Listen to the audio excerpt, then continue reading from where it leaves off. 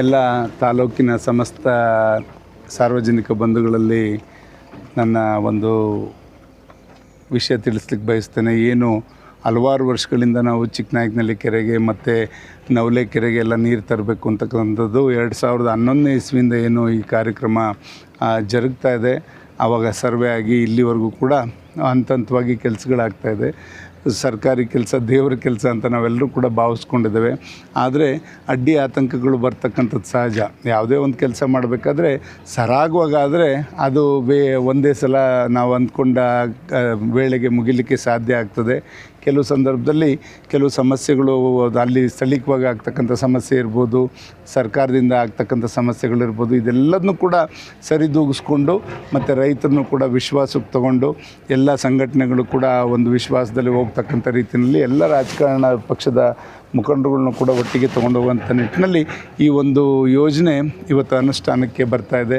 ಇವತ್ತು ನೋಡಿ, ನಾವು ಅಂದ್ಕೊಂಡಿರಲಿಲ್ಲ, ಕಳೆದ 15 ದಿವಸದಿಂದ ಯಾವುದೋ ಒಂದು ಬಂಡೆ ಜರುಗಿ ಕೆಳಗೆ ಬಿದ್ದಿತ್ತು. ನೆನ್ನೆನೂ ಕೂಡ ಒಂದು ಬಂಡೆ ಇವತ್ತು ಬಿದ್ದಿದೆ. ಆದ್ದರಿಂದ ಅದಕ್ಕೆಲ್ಲ ಕೂಡ ವೇಳೆ ತಗೊಳ್ತದೆ. ಇವತ್ತು ಸಂಜೆ ಒಳಗೆ ಎಲ್ಲ ಪರಿಪೂರ್ಣವಾಗಿ ಕೆಲಸ ಮುಗೀತದೆ. ಯಾವಾಗೇ ನೀರು ಬಿಟ್ಟರೂ ಕೂಡ ಆ ನೀರನ್ನ ಇವತ್ತು ನಾವು ಕೆರೆಗಳಿಗೆ ಹರಿಸ್ತಕ್ಕಂಥದ್ದಕ್ಕೆ ಯಾವುದೇ ಒಂದು ಅಡ್ಡಿ ಆತಂಕ ಇಲ್ಲ. ಜೊತೆಯಲ್ಲಿ ಇವತ್ತು ನಾನು ಬರ್ತಾ ದಾರಿನಲ್ಲಿ ಬರೋ ಸಂದರ್ಭದಲ್ಲಿ MD ಅವ್ರಿಗೂ ಕೂಡ, ಹೇಮಾವತಿ MD ಅವ್ರಿಗೂ ಕೂಡ ಮಾತಾಡಿದೆ.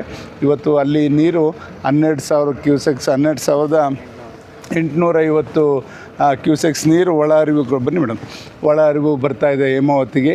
ಹಾಗಾಗಿ ಇನ್ನು 2 ದಿವಸ ಅಲ್ಲಿ ನೀರು ಬಂದರೆ ಯಾವಾಗ ಬೇಕಾದ್ರೂ ಕೂಡ ಇವತ್ತು ಹೇಮಾವತಿ ನೀರನ್ನ ಬಿಡಲಿಕ್ಕೆ ನಾವು ರೆಡಿ ಇದ್ದೇವೆ ಅಂತಕ್ಕಂಥದ್ದು ಕೂಡ MD ಅವರು ಹೇಳಿದ್ರು. ಅದಾದ ನಂತರ ನಾನು ಸಂಬಂಧಪಟ್ಟಂಥ ಹಾಸನ ಉಸ್ತುವಾರಿ ಸಚಿವರಿಗೂ ಕೂಡ ಈಗ ಬರ್ತಾ ಮಾತಾಡಿದೆ.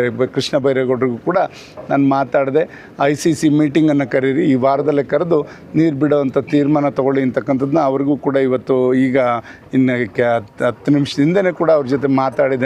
ಅವರು ಕೂಡ ಶೀಘ್ರದಲ್ಲಿ ಕರಿತೀನಿ ಅಂತಕ್ಕಂಥದ್ದು ಕೂಡ ಹೇಳಿದ್ದಾರೆ. ಈ ವಾರ ICC ಮೀಟಿಂಗ್ ಆದರೆ ಮುಂದಿನ ಯಾವತ್ತೇ ಆ ಮೀಟಿಂಗ್ ಆದ ತಕ್ಷಣ ನೀರು ಬಿಡಲಿಕ್ಕೆ ಅನುಕೂಲ ಆಗ್ತದೆ. ಆ ನಿಟ್ಟಿನಲ್ಲಿ ಇವತ್ತೆಲ್ಲ ರೀತಿಯ ನೀರನ್ನ ತಗೊಳ್ಳಿಕ್ಕೆ ಅನುಕೂಲವನ್ನು ಮಾಡಲಿಕ್ಕೆ ನಾವೆಲ್ಲರೂ ಕೂಡ ಇವತ್ತು ಕೆಲಸವನ್ನು ಮಾಡ್ತಾ ಇದ್ದೇವೆ. ಈ ನಿಟ್ಟಿನಲ್ಲಿ ಈ ಒಂದು ಕಾರ್ಯ ಆಗ್ತಾಯಿದೆ. ಮುಂದೆ ಚಿಕ್ಕನಾಯಕನಹಳ್ಳಿ ಕೆರೆಗಿರ್ಬೋದು ಮತ್ತು ಬೇರೆ ಬೇರೆ ಈ ಯೋಜನೆಯಲ್ಲಿ ಅನುಷ್ಠಾನಕ್ಕೆ ಬರಬೇಕಾದಂಥ ಹಲವಾರು ಕಡೆ ಏನು ಇದು ಸಮಸ್ಯೆಗಳಿದೆ ಅದೆಲ್ಲದನ್ನು ಕೂಡ ಕೂತ್ಕೊಂಡು ಬಗೆಹರಿಸಿ ಇವತ್ತು ಎಲ್ಲ ಕಡೆಗೂ ಕೂಡ ನೀರನ್ನ ತಗೊಂಡೋಕ್ಕೆ ನಮ್ಮ ಎತ್ತಿನೊಳೆ ಇರ್ಬೋದು, ಅಪ್ಪರ್ ಭದ್ರಾ ಇರ್ಬೋದು, ಹೇಮಾವತಿಯಿಂದ ಎಲ್ಲೆಲ್ಲಿ ನಮ್ಮ ರೈತರಿಗೆ ಅನುಕೂಲ ಆಗ್ತಕ್ಕಂಥ ಯೋಜನೆ ಇದೆಯೋ ಅದೆಲ್ಲದನ್ನು ಕೂಡ ಅನುಷ್ಠಾನಕ್ಕೆ ತರಲಿಕ್ಕೆ ಖಂಡಿತ ಪ್ರಾಮಾಣಿಕವಾದಂಥ ಪ್ರಯತ್ನ ಇವತ್ತೆಲ್ಲರ ಒಂದು ಇದರಲ್ಲೂ ಮಾಡ್ತಾಯಿದ್ದೇವೆ. ಖಂಡಿತ ಎಲ್ಲರೂ ಕೂಡ ಇದಕ್ಕೆ ಸಹಕರಿಸಿದಂಥವ್ರಿಗೆ ಅಭಿನಂದನೆ. ಅವರವ್ರ ಕಾಲದಲ್ಲಿ ಇವತ್ತು ಮಾಧುಸ್ವಾಮಿ ಅವ್ರ ಕಾಲದಲ್ಲಿ ಅವರು ಎಲ್ಲೆಲ್ಲಿ ಅವಕಾಶ ಇತ್ತು ಅದನ್ನು ಮಾಡಲಿಕ್ಕೆ ಅವರು ಕೂಡ ಮುಂದಾಗಿದ್ದರು.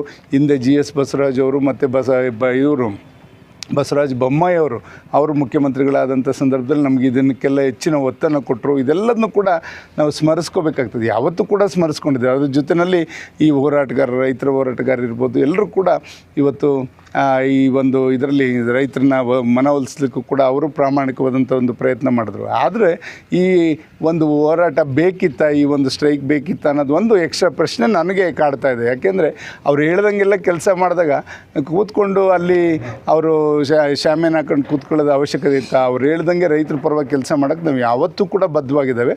ಆದ್ದರಿಂದ ಅದನ್ನು ಅವರೆಲ್ಲರೂ ಕೂಡ ದಯಮಾಡಿ ಸಹಕರಿಸಬೇಕು ಅಂತ ನಾನು ವಿನಂತಿ ಮಾಡ್ತೇನೆ.